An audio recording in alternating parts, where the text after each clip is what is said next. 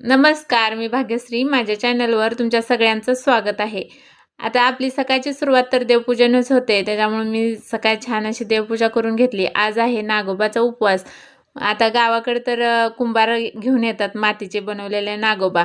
मग इथं तर काही असं भेटत नाही, त्याच्यामुळं क्लेपासूनच बनवून घेतला नागोबा. आता आहोनी बनवून दिला होता आणि घरातच माझ्याजवळ मंदिरात पिंड आहे, त्या पिंडीवरती असा नागोबा बसवला होता आणि छान अशी पूजा करून घेतली.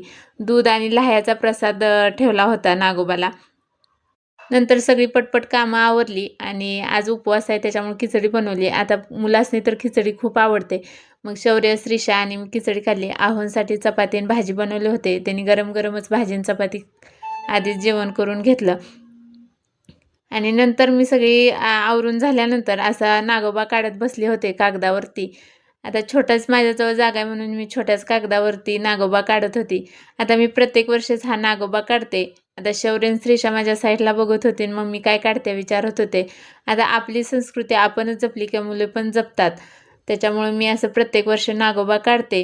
तुम्ही पण नागोबा काढता का? कमेंट करून नक्की सांगा. आणि पहिली लोकं मातीच्या भिंती होत्या त्याच्यावरती छान असा नागोबा काढत होती आणि छान वाटायचं. आता नागोबा काढल्यानंतर खाली 5 मुली, साईडला 2 पिल्ली असं काढतात आणि नंतर त्याची पूजा करून घेतात. आपल्या इकडे असं भरपूर सण आहेत आणि आपण असं छान सण साजरा केली का आपली मुलं पण परत नंतर असे सण आपले साजरा करतील.